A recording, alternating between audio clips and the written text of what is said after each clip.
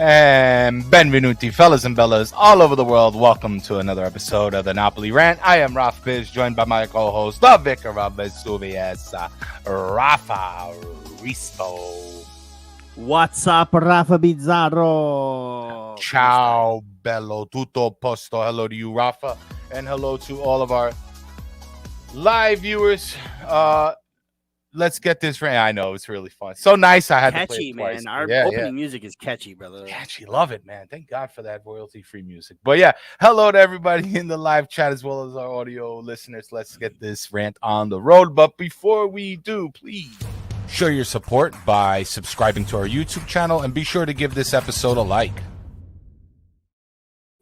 Yes, guys, please show your support for the show, man. It really does help. Give us a like. Like it now. If you're on the replay, like now. I'll give you a minute. We won't go any further. Yeah. Do that. It takes 2 seconds. Like, just 2 seconds. Are you subscribed? Like listen, you don't have to. I know a lot of people say to smash the like button. You don't have to smash it. You don't got to smash it. Don't touch it. Yeah, just do. You don't got to break the button. As long as you touch the button. Gian, you know. Just a little nice little like, you know. Maybe but good to be back today. Yes, you subscribe. But make sure you subscribe and tell a friend. Get us to 1,000. Can we do that? Can we help us out? Let's get it to 1,000. We'll be one of the first American accounts to 1,000. That'll be awesome. But today's show is going to be good. It's action-packed. We have the Inter game to talk about. We got the Sampdoria game to talk about. We got some beef at the Auto Grill to talk about. And then Friday coming up, the big one, Napoli Juve.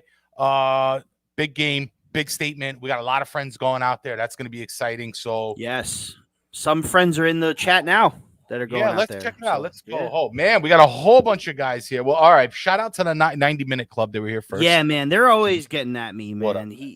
What's up, my friend? Miguel in the house. Forza 9 p.m. sharp. It was like 9:05. Napoli sharp. 9:09. Yeah, that was pretty sharp for our reputation. Yeah. But Yamabel, welcome Napoli Club Toronto. Mike Rinaldi. Oof, I'm tired. I have to go to sleep. Rinaldi, that's okay, buddy. That's all right. Listen, you catch us on the replay or on the audio. Leave a like, leave a comment, please. Yeah. 9 p.m. baby. 9 p.m. baby. Monday night. You know what that means, Ken? My guy. Pasquale, let's go. My man, Pasquale. Scala, of course. Scala, hello to you, kind sir. How are you? Hey, we got one Juventini in here. Hey, Forza Juve. Dante De Santis back Dante in the De house. Santis. I like your profile picture. Yeah, man. Del Piero is a respectable guy. Thanks for joining us. Guy. But yes, thank you for joining us. He's getting intel. He's getting intel on Napoli before. And this is the best place to do it, right? We invite everybody to come check us out. Everybody can come, man. Just be nice to each other. The tree is still up, Rafa. It is. It's still up, man. I'm not ready to take it down yet. We've got all the trees still up. I will take it down, though, soon. I'm not going to keep it up all season. That's a bad luck for me. I think the last time we did that, Napoli were winter champs and ended up losing the Scudetto. So you might have to keep that up forever if we end up winning. Yeah. Well, listen, I don't know. We'll see. Well, we're 1-1 so far with it up. So 1-1. But this week, we were the last to lose, right, Rafa? I mean, we have been crowned the winter champs. We go down against Inter in Milan, 1-0, which, according to Matteo Bonetti, it wasn't like a bad loss. Now, I know I was real confident on the win. Don BX was in here. We were like 3-1, baby. 3-1. We're going to take it to the man. Didn't quite happen, but I'm also not too upset overall at the results. But there was some individual performances and maybe, just maybe, a call from Luciano Spalletti regarding Rachmani that, yeah, I know the hindsight 2020 comment, whatever, but a few of us, when we saw that decision to start Rachmani, were like, are you sure about this? Or is this going to be okay? Rafa, your initial thoughts on that? Well, and everybody in the chat. Let's talk about give us your opinions too. My initial thought was, I think I was with you on Juan Jesus starting over Rachmani. I think when we were talking, I said, I think I'd rather have Juan Jesus start over Mario Rui starting. Remember, we had talked about Mario Rui starting or Oliveira starting, but this was last week. But honestly, Rahmani for me just didn't look right. He was he was a little slow. Dzeko lost him for the goal, and I think he was part of the issue. Another thing for me though is I want to touch on this too, and then we get everybody's thoughts on this. For in my opinion, I think not utilizing Mario Rui at some point in the game kind of cost us there too, because he's the top assist man on the team, and now after the Samp game, and we'll get to that later, but he's top in the league for assists, and I understand trying to get a goal at the end, but I think one of the things Spalletti missed out on was integrating Mario Rui into that squad. He could have given Kvaratskhelia a little bit more space, if he had put him on with Kvara in there. And, look at Mario Rui to Osimhen is a good link up. And I think maybe he might have helped a little bit. Now, again, like you said, hindsight's 2020 and we'll never know. Mm-hmm. But, hey, it's one loss. It's not the end of the world. We had to bounce back against Samp. But, yeah, I mean, I think there was a couple of opportunities missed, maybe putting in Simeone too late. He likes to get a clutch goal, but I think he needs a few minutes to integrate himself. Yeah, I mean, overall, I don't see any other issues with what Spalletti did. I think that, like I said, Mario Rui could have made some sort of an impact. Dzeko gets a goal in the 55th minute. We have 35-plus stoppage to figure something out, and I think he could have made a major mark on that squad. Also, shout out to Mehmet, who saved us quite a bit too. Mehmet, big. Certainly, probably a nod. We're gonna have a beast of the match to this game. By the way, we said the beginning of the season we changed things up. We said win, lose, or draw. We're gonna have a beast of the match for every match, right? For every match for Napoli, because maybe there's some guys who really did try out there despite the results. But Raf, just to respond, I wasn't mad at Oliveira starting. In fact, I think on the episode prior, right, that Monday before the game, we said that Oliveira might get that start. Maybe Spalletti was trying to enhance that back line a little bit defensively, because I do think Oliveira is a solid defenseman who helps on that side.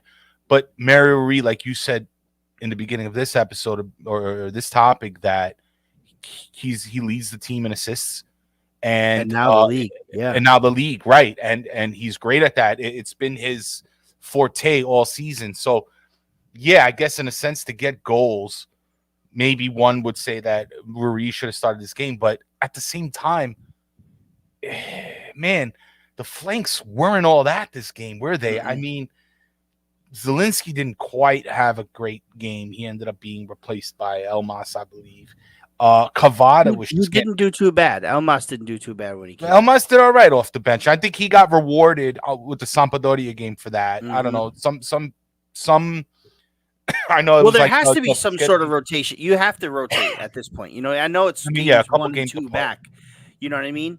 I understand it's only matches 1 and 2 since the break, but you do have a big game against Juventus coming up. Then you have Cremonese in the Coppa Italia. Then you have, Salernitana and Roma coming up. So like these games are coming fast. We said that last week too. And just to really quickly go back to the Mario Rui point, I didn't really have an issue with Oliveira starting. Mm-hmm. Like I said, between the two, Oliveira and Juan Jesus, our projected lineup was Oliveira, Juan Jesus. Mm-hmm. I would have rather Juan Jesus start over Rahmani than Mario Rui start over Oliveira, but I think the missed opportunity was when Mario Rui didn't come in when we were down 1-0. I think once we get down 1-0, I think there's a time to bring Mario Rui in, because he brings a little bit more of an attacking presence than Oliveira does. I'm not saying Oliveira doesn't, but I'm just saying, I think Mairui is pretty much the form man on that side. But yeah, you're right. The flanks didn't do too much. Kvaratskhelia was held. Politano didn't do great at all. D'Lo, It was those guys. D'Lo is a little, even in the Samp game, we're going to talk about it again. But I wasn't too. Listen, I mean, Napoli, I think, played a better first half, and they didn't play that great in the first half either, but I think overall when the bench came in, the bench came in, I think they did, they did show a little bit of signs of, something. I wish we maybe had a couple more minutes, but listen, again, first loss of the season. We bound to happen. I said it on many occasions. If we're going to lose, I think we're going to lose to Inter, and it happened. So there you go. And we just had to rebound from that, Ralph. But yeah, I mean, flanks didn't do too well. Osimhen could only do what he can, Yeah, that's about it for me.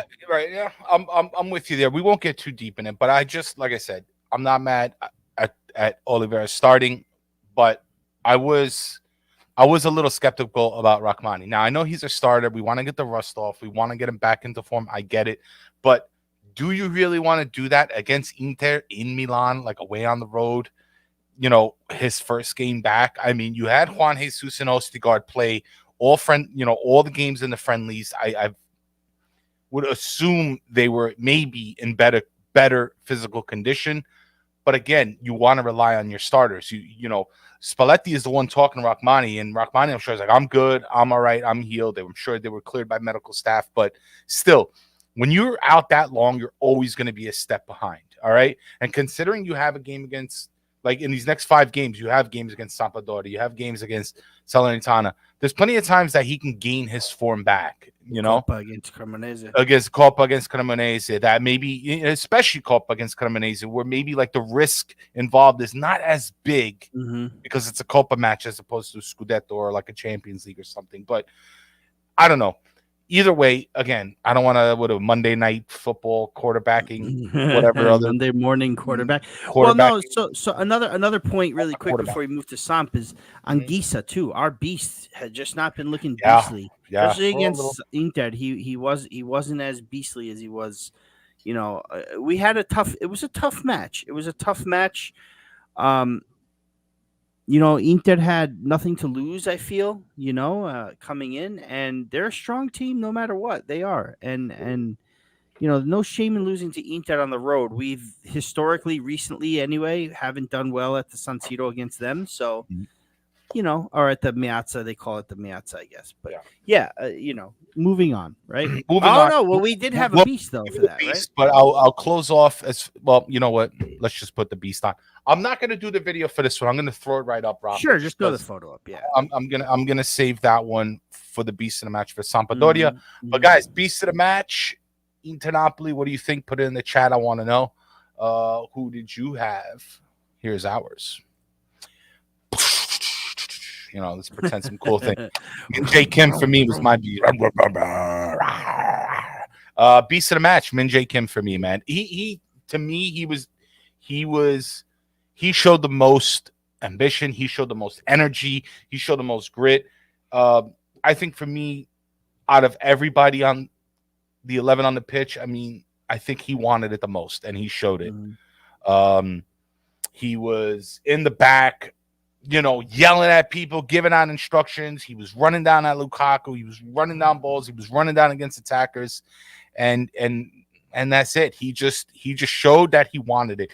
If Napoli had the same energy and motivation as Kim did against Inter, mine and Dominic BX's prediction would have been right. We would have won probably 3-1 against Inter. So for me, this is why Min-Jae Kim wins beast of the match against Inter. There it is. Yeah, I have no objections on that. I think he played really well, considering he came back from the World Cup. And, let's face it, he did come up with some sort of a knock from the World Cup, but he came back to the task and really did perform. He did well. I'm just checking to see what the ratings were from FootMob, because that's something I haven't done. He only really got a 6.8 from FootMob. There's players that got better in that game, but I don't think that name one that you think didn't get it better. No, as far as ratings goes, from FootMob, I'm trying to tell you, Right. Zielinski got a better rating. Oliveira and Rachmani. Zielinski got a better rating than Kim. Zielinski was a 7.2. Oliveira was a 7.4. He was the best rated, and I don't know if that's I don't know if that's a thing, man. Rachmani 7.3. Rachmani 7.3, and there's no real rhyme or reason why. Usually it says here why. I guess he had an 89% accurate passes. I think that's where it goes. Like there's some, something in the algorithm as to like 10 of 13 accurate passes, long balls. this and that. And I get it, but he won one tackle of one, so that's probably something. And then it says Oliveira created the most chances in the match with 4, which I don't remember really seeing that. Like that's pretty crazy. At the same time, what kind of chances did we have? We didn't really look like we had a lot of chances, But and then Zielinski was the most accurate passer, 93% to play 45 or more. Well, listen, those are all fine and well, but at the same time, yeah, exactly. Rachmani was at fault for the goal. Exactly. I like FootMob too, but Ken's right. I mean, guys, listen, FootMob is nice. I like FootMob, but sometimes their ratings are a little off, and I think this game had it. John Grimm. Again, the beast doesn't have to be the highest rated player. It's what we see on the screen. It's what we see on the pitch, and I think Min-jae got stuck in and did his job well. He did get a yellow card for something I didn't think he should have got a yellow card for. Oh, I know what you're talking about. And that could be the reason why he was off at halftime against Samp. She got. But we'll talk about that. But yeah, I think Min-jae did a solid job defensively. There it is, folks. Min-jae Kim, beast of the match. Moving on, though, we did have a game shortly after that in the same week where we beat Sampdoria in Genoa 2-0, and the Forza Awakens. If you watched the last show, you'll get this joke. If you didn't, go watch the last show. That's right. I spent like 6 hours on that thumbnail. All right, go watch the show. That was a good one. We may or may not have had lightsabers in that show. We may or may not have had a lightsaber. Right. You don't want to miss it. But yeah. You don't want to miss it. Check it out. Anyway, Napoli beats Sampdoria 2-0. Goals by Osimhen and Elmas, penalty kick. Politano had a penalty in the very beginning of the game. There was a nasty foul on Anguissa. And I don't know where the commentators were coming from, man. They were trying to say they didn't think it was a foul. Like, I realized that maybe the shoulder-to-shoulder contact wasn't a foul. But when you step on someone's leg like that, that's definitely a foul, man. And that was a pretty nasty one. So I we got the penalty. didn't get it either. I didn't get it either, but I guess was that the final answer for the foul? Was that because he got his it was yeah. Okay, all right. Yeah. Like I know I don't think it was intentional, but but it wasn't intentional. It wasn't intentional, but how many times do we see unintentional contact in the box that's called a penalty kick? So it's gotta be.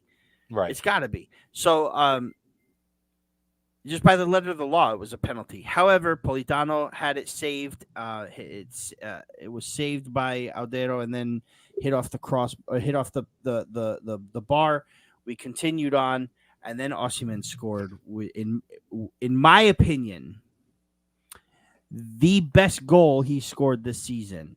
Really? Because before that, for me, if you guys saw my Twitter, my favorite goal was the goal against Atalanta to come back to 1-1, and then the assist for 2-1. That was my favorite game he played in. But this goal was my favorite goal because if you go back and watch it, he goes pretty deep into the Samp, the Samp attacking area to win the ball, get it up to the defense where they get it to Mararui. But as soon as he touches the ball back to, I believe it was to Kim.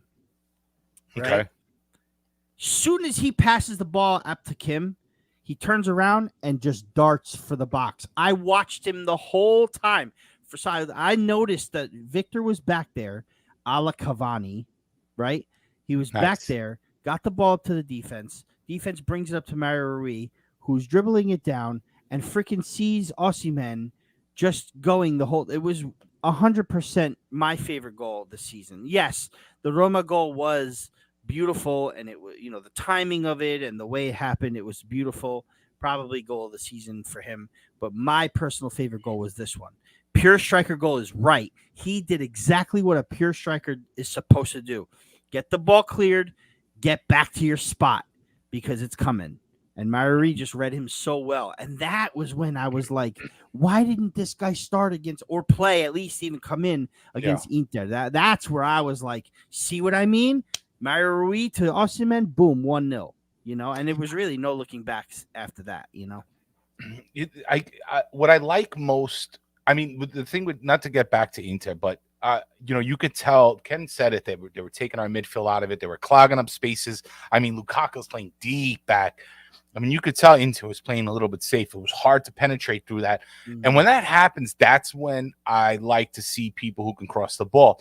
I called for Politano to have a great game. He had a stinker. I was wrong. I apologize. But come on, man. This was your chance. You didn't take it. I thought Lozano would be able to come in and send some crosses. He comes on the pitch, was kind of underwhelming. So let's just say that the return game, they just had to get their rust off. They had to get back into, full match form.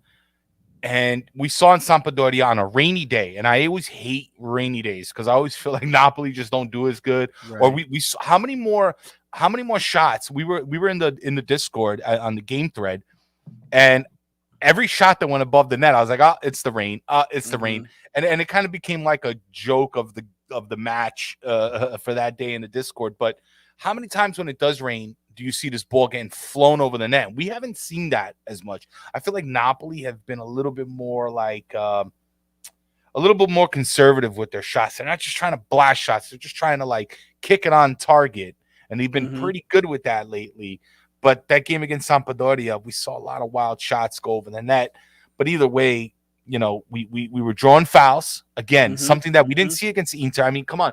Like, I'm not going to blame the ref for losing against Inter. But Napoli all season have been really good at drawing fouls. Yes. And especially drawing cards, right? And they're drawing cards because they're blowing past these defenders and they can't do nothing but, trip them, pull them, tug them, throw them down, step on their feet. We've been seeing a lot of this. And back lines are getting in trouble.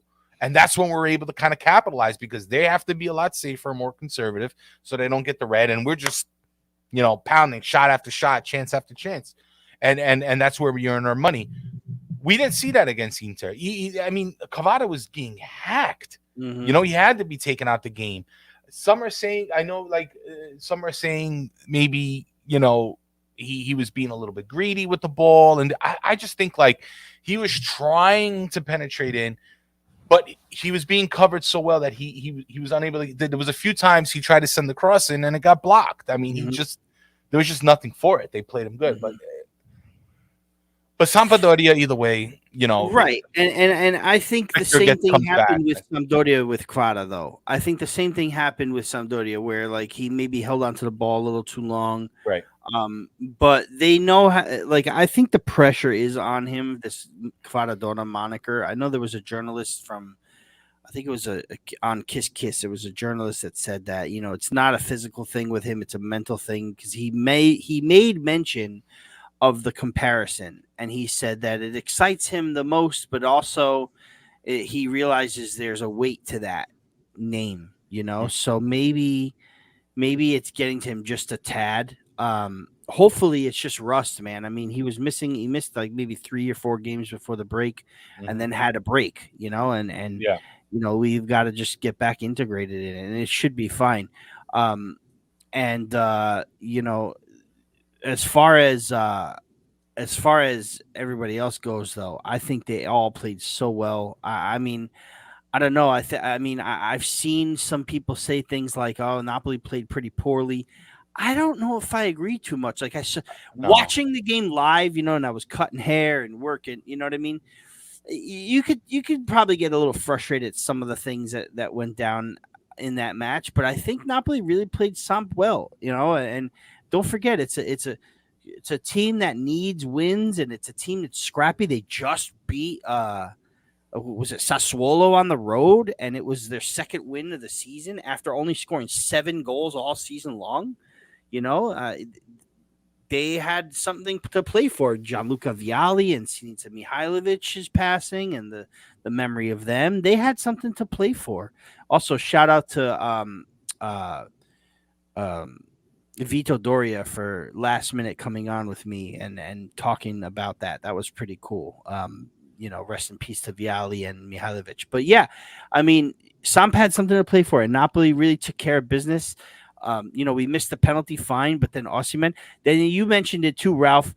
Napoli drawing fouls. That's their trademark. That's like our forte right now. Yeah. No. And it's not. It didn't just start now. It's been their trademark for a few seasons now. And you've seen it yesterday. What was it? It was I think there was a breakaway where Kvara drew a foul. Like a little later in the first half, and then there was the red card that was issued right before the second half. That that foul, yeah, man, yeah. So listen, I'm happy. I'm happy. With I'm good. I'm blaming the weather. Honestly, like it's just hard to maintain control when the pitch is that wet. I don't want to make excuses, but between listen. An emotionally charged Inter game, coming off for 2 months, a little bit of rain, a few people still kind of like having to find their form coming off of injury, even though they were injured and they healed. Still, they haven't played. They're just not up to speed yet. Right. And when you see a Napoli, I think like Napoli are a victim of their own success in this case, because prior to the break, I mean, we saw a team that we thought can take on anybody. You know what I mean? That we were invincible. And then to come back and not quite see that same form, people are questioning. So if you're watching the rant and you're watching Rafa Rispo and I, you know that we are optimistic as much as possible. So take these 2 games, take these results with a grain of salt.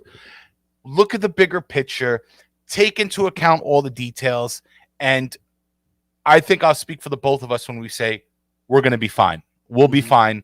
Let's get back into the form that we were in. Let's get all these guys back on, let their confidence come back, let their form come back, and let that connection that we saw come back. And I think we'll be okay, Rafa.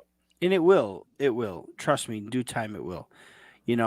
Just touching again on some individual performances, I think Anguissa played a little better. But still not as good. I don't think Elmas for me started off pretty slow and then ended up really getting, his footing into that game. Kim and Rahmani. Kim played a really decent first half. Rahmani came in at the beginning of the second half. Somehow at the time I believed it had something to do with the yellow card, and we've got Juventus coming up. You don't want to risk a suspension. Sure. I don't know if he was diffidato, but that was just something that I was thinking of. And then I think a report came out saying that he's got a little bit of an injury now. I'm not 100% up on what's going on with that, Ralph. If you have some knowledge, or if anybody in the chat knows. Yeah, if anybody in the chat, throw it out there. From what I've read, that he maybe felt something, and Spalletti took him out to prevent. It was a precautionary thing. Maybe he felt a little pain, maybe felt a little tweak, and Spalletti didn't want that to go any further. According to I think he was like a doctor that went on a radio show, Punto Nuovo, something like that. He had said that I think Spalletti was trying to avoid any serious damage that could have very well caused a long stop. Listen, he picked up the knocked in the World Cup that we just talked about. The weather, he felt the tightness, as Ken confirming. And you're right. You want to prevent. You sat Rahmani because you thought maybe he needed a little more time. Now he came on for another half. They each played a half. Right. I thought Juan Jesus did a fantastic job in that spot, and I think he's getting better and better as the year goes on. No, he's been even since last season, Rafa. He's a formidable, reliable. And when Koulibaly came out, he came in and did the job. We didn't give up a whole lot of goals when Koulibaly was out, Juan Jesus. So, Is Rahmani a camera guy? Yeah, but do we mind Rahmani or even I'm sorry, do we mind Juan Jesus or even Osigard? No, I am completely calm and satisfied. It was precautionary. It was a muscle hardening, and for soccer players, when their muscle gets hard, they go out. For us, we go in. That's right, baby. There's a late night joke for you. There's a late Ralph night joke. Pizarro. I'll be here all week, folks. Be sure to tip you. We need the drum, the. You know? Can we do our beast of the match, guys? Let's do it. Who's the beast? All right, we're gonna do the full thing. Who is your beast, guys? We want to know. We're about to show you ours. Let's go for it.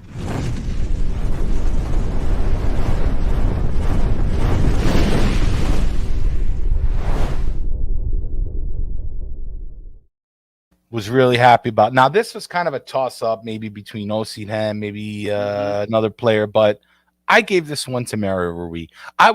We gave this one, excuse me. We gave this one to Mario Rui. This was pretty unanimous, too, wasn't it? Yeah, right, because I was like, hey, Rafa, I'm thinking Rui, and Rafa texts me back, yeah, I'm thinking Rui. I was like, done. Say less. And here he is, Mario Rui. I believe this is his second of the season. He still hasn't scored a goal yet. And for any of the new listeners, or if anybody forgot, if Mario Rui scores a goal, he will automatically be designated beast of the match, no matter what. But today he earned it for this game.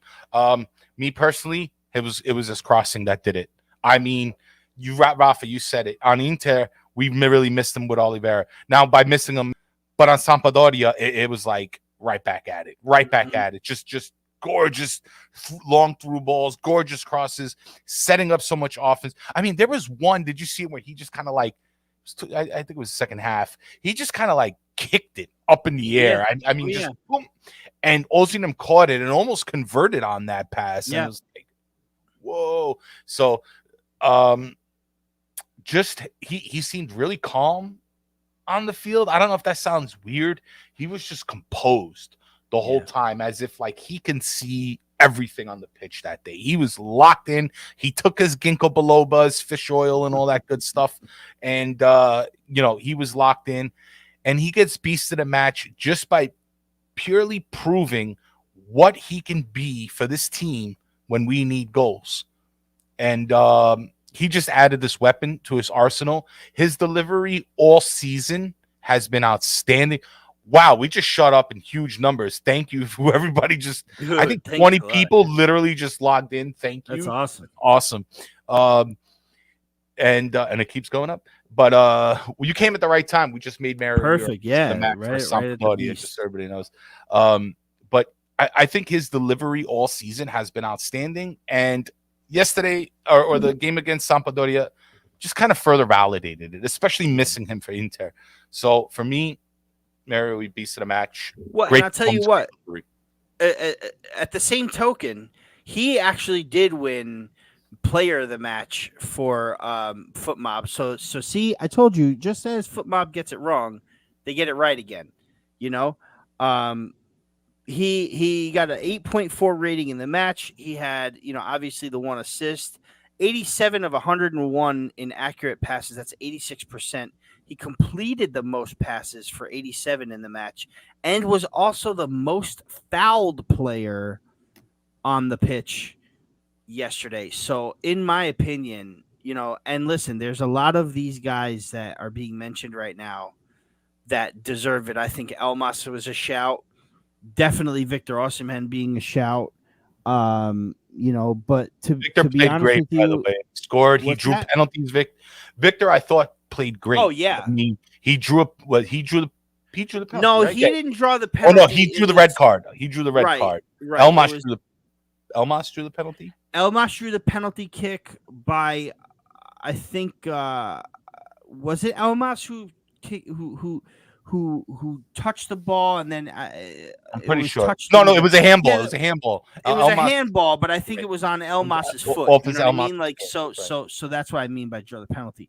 But no, the first penalty was drawn by Anguissa, but still, Kvara, like I said, took a couple hits for the cause, and we definitely are 100% like we had a few good shouts for Beast, but in my opinion, it was Mario Rui. Just even on the back of sitting all game against Inter, and then coming on and saying, "Hey, I got this. Don't worry about it. We need this win. Got it." And I also think that this is a good opportunity. Was a good opportunity for Mario Rui to get his legs back after sitting all World Cup, not on the Portugal squad, which is a crime, and get ready for the Juventus game. So yeah, perfect for Mario Rui, in my opinion. Beast of the match for sure. Awesome. Kenjo Frady. Mario Rui is my captain. Love it. Yeah. Ken, I'm there with you, man. If I was the guy to designate the captain after Insigne left, and Koulibaly is not there, I think Mario Rui gets it. Between Mario Rui and Zielinski, I think just because Zielinski, because of fellow seniority with Mario Rui, but Mario Rui for sure is my guy for sure, 100%. So quick, I'm gonna throw in a little because there's a question going in the chat, and I think it's kind of cool. Where is it? Who did it? Raise your hand if you're the one who said, let's play. Hold on. I'm sorry. We're losing viewers by the moment. Right. We just went down a beast. It's very up and down today. Eric Williams asks, speaking of penalties, who's our penalty taker? Let's throw this question out to the chat and to you, Ralph, and to myself. I think it's whoever freaking draws the foul. I'm gonna be honest with you. At this seems point, like right? I've said that before. At this point, hey, you drew the foul, take the penalty. How about this? What? Yeah, right. We play rock, paper, scissors for who takes the penalties. I'll tell you what, Ralph. I'll tell you what I'm impressed with. I'm impressed with Victor not taking penalties. Interesting. I'm impressed with that because interesting. You see, listen, we know he's not a selfish player. And you can tell he's not a selfish person. There's a difference. A player could be selfish, but not, as a person, and vice versa, right? He's not a selfish person. Elmas buried that penalty kick, and I thought Victor should have taken it. Like, I'm thinking to myself, oh, man, Victor should take this penalty. And you know what? Elmas buries the kick, and you see Victor playing up to the crowd after the goal, like, raising his arms up at the crowd. He is just so happy to be winning and back playing, and it doesn't matter who scores a goal out there. He gets so amped up when we score, and I love to see that. Like, you'd expect that from someone who's supposed to lead the squad in goals and lead the squad on the pitch, be the star. You expect that, but you also kind of think to yourself, well, if they don't score, it's kind of like, who cares? They're jogging up to the guy who scores, patting him on the ass, But he's celebrating like he's scoring, and I love it to see that, especially after a penalty. After Elmas takes a penalty, that I don't think he's taken a penalty for us in a regulation game. I don't remember when. I mean, last season I know it was all Insigne. But do you think that's maybe it? Do you think the fact that there is no designated penalty shot taker that maybe Victor Osimhen is a little bit more enthusiastic about who goes up there? Maybe they have an agreement in place that, okay, this guy will take it, this guy will take it then, or like you probably said, a rotation. Some type of rotation. You did see what Spalletti said. Something he said in jest, I think it was.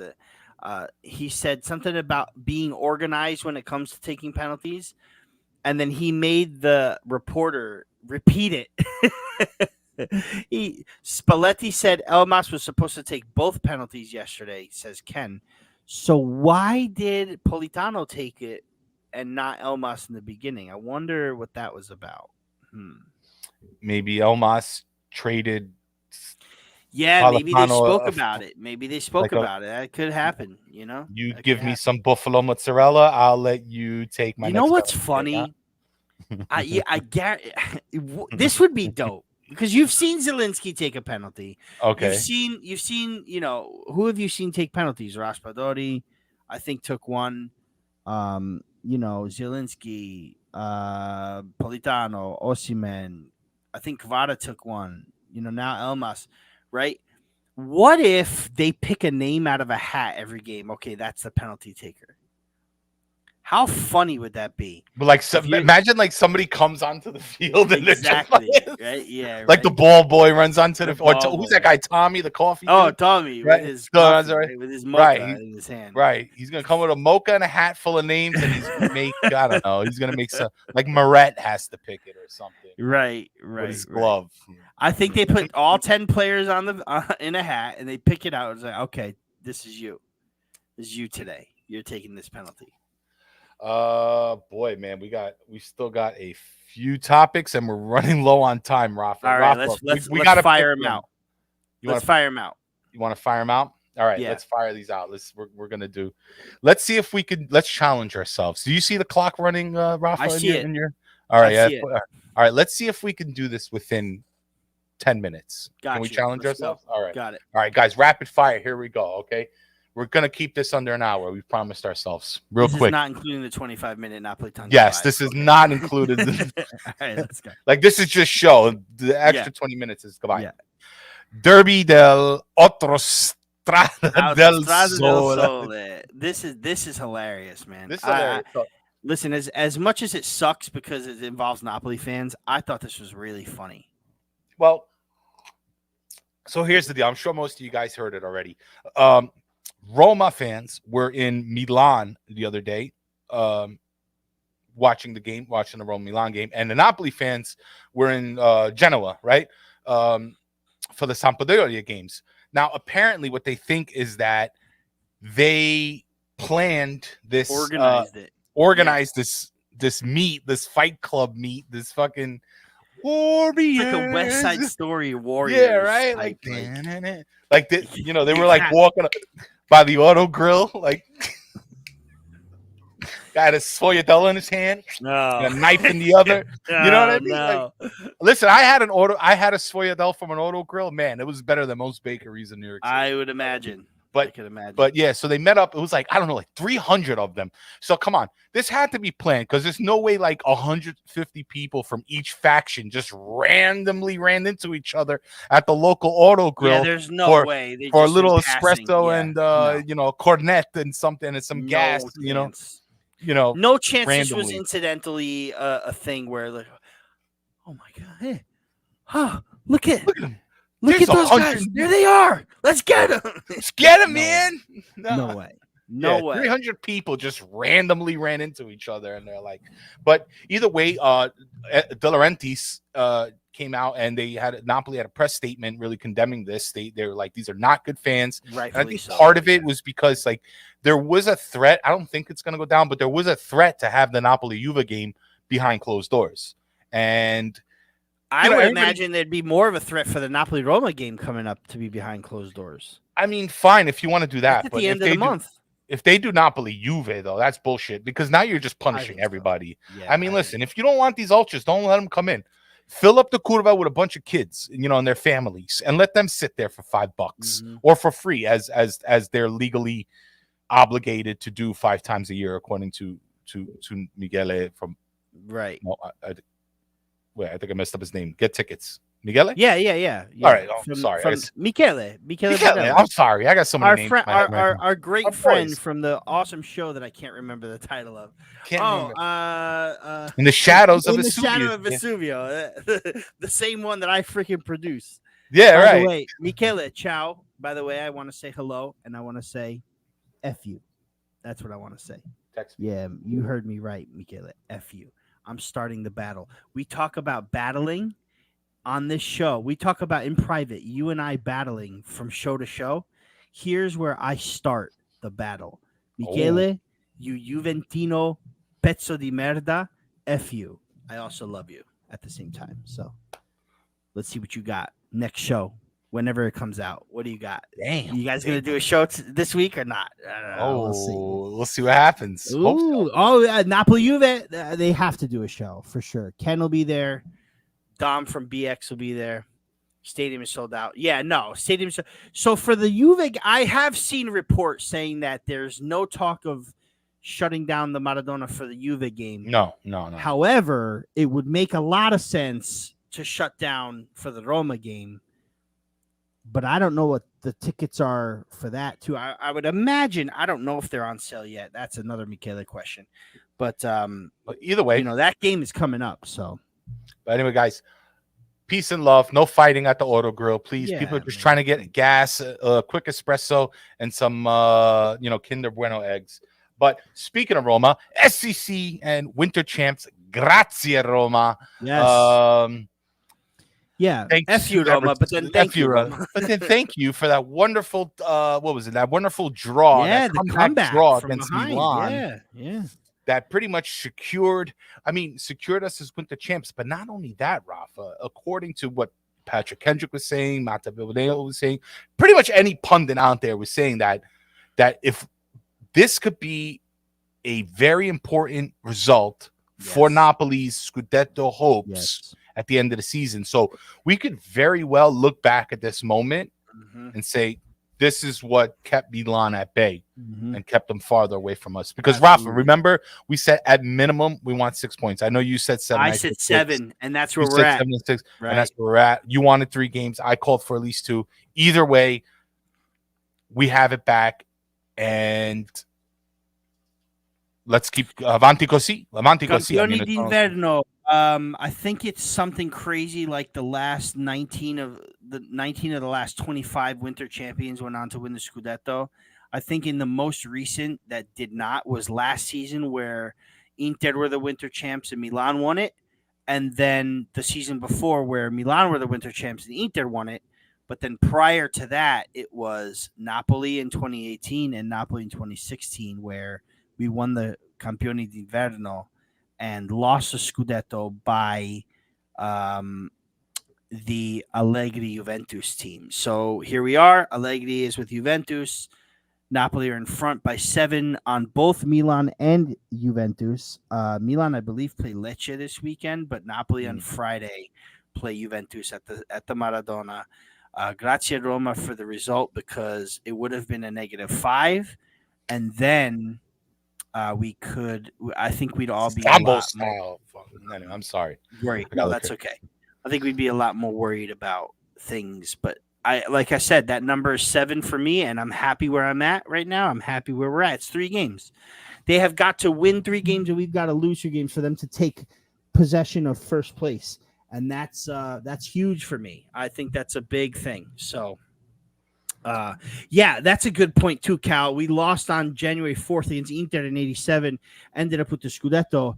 Also, what happened before that was Argentina won the World Cup. So there's another. It's all starting to come together. Eh? And didn't you also say, wasn't there also a fact it was Furlano's, I think it was 18th year owning Fellaino's the team? 18th season, they won they won their first Scudetto. And this season is ADL's 18th season. Is it his 18th? Is it? I think that was. Can somebody fact check us? But I think that's what 04, 05 first season. So what's that? So that 04, 05. So if that's what 19. Are we? Past? Yeah. So You're right. This is his 18th season. Yeah. Correct. Oh, all coming together, man. And the public was not very favorable towards it. Like they didn't really like Fellaino very much.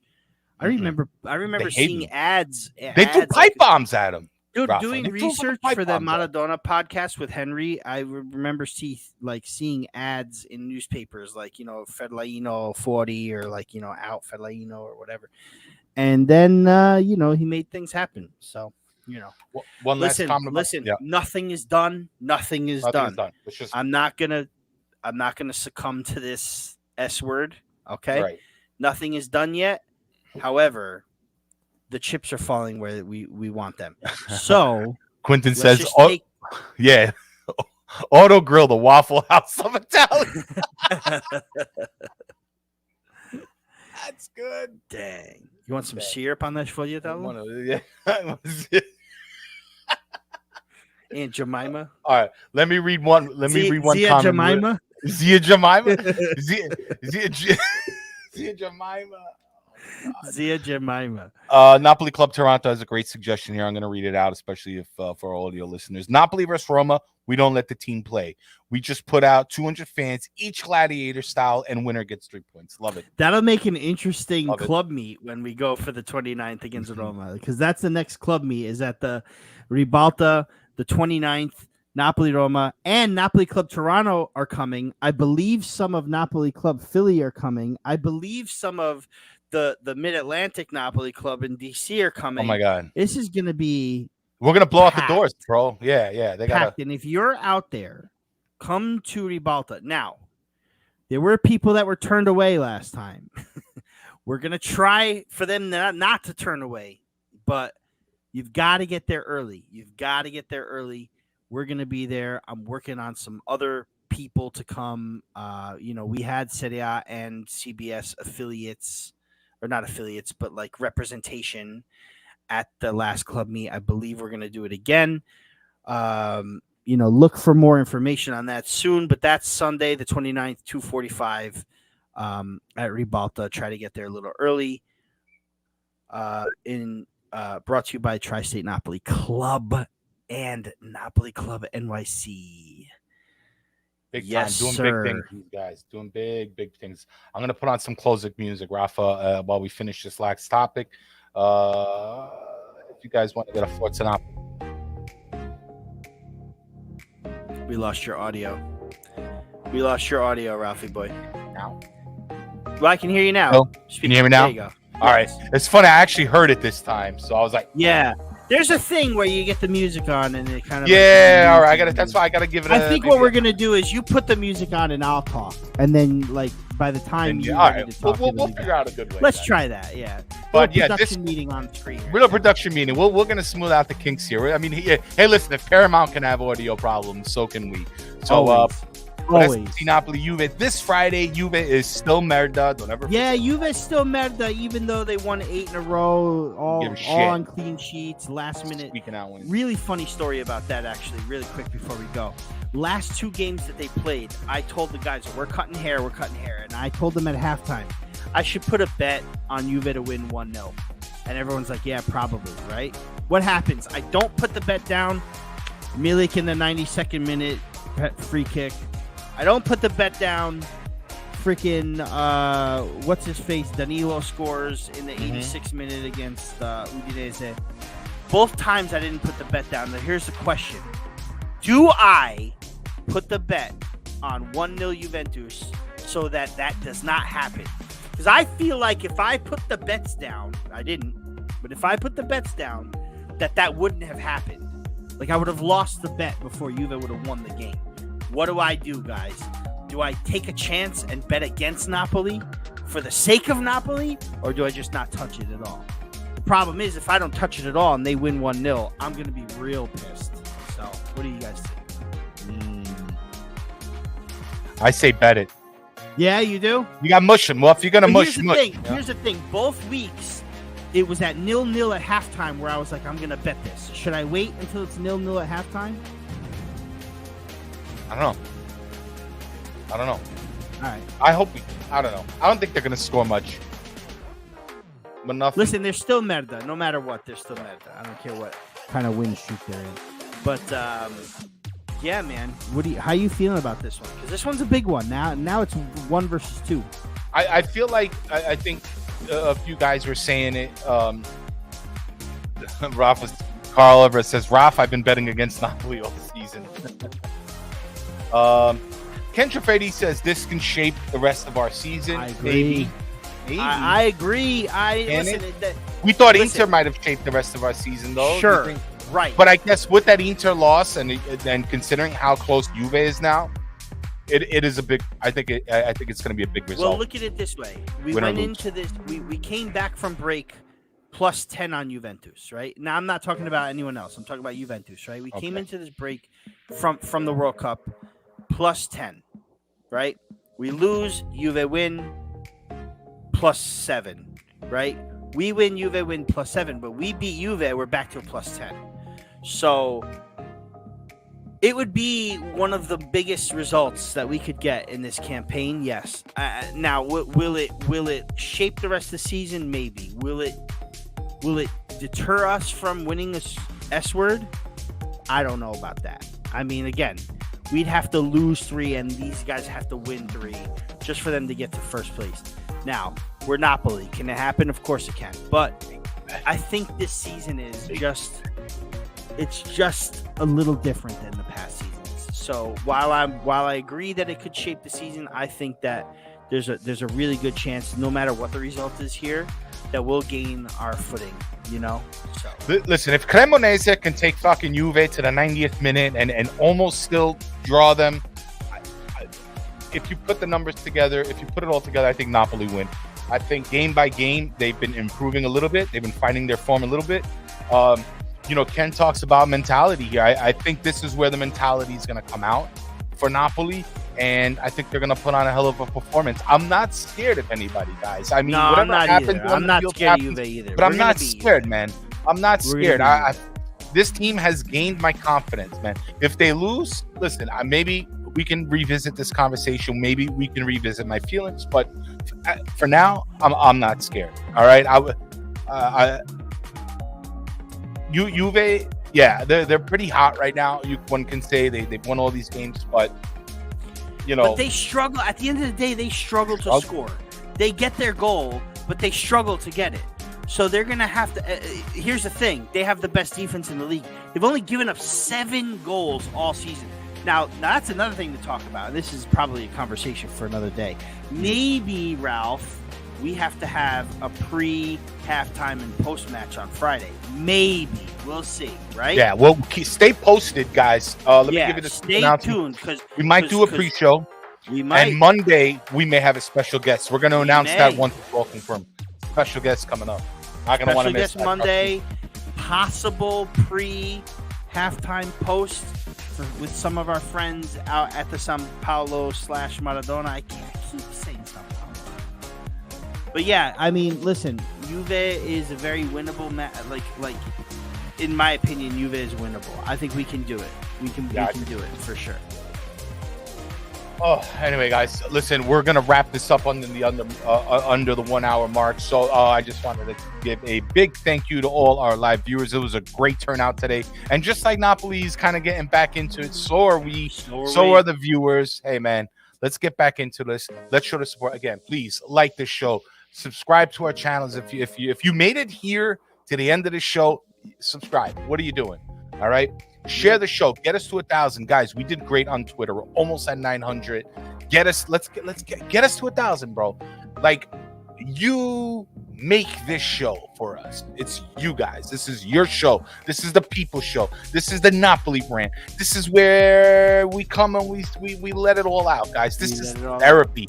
Every Monday, free therapy for you.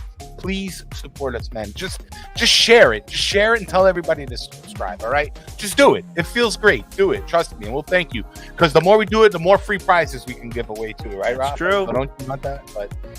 But yes, thank you to the chat. Rafa, great show as always. Very good show, Ralph. Stay posted for Friday. Looking forward to Napoli Juve match of the season, guys. 100%.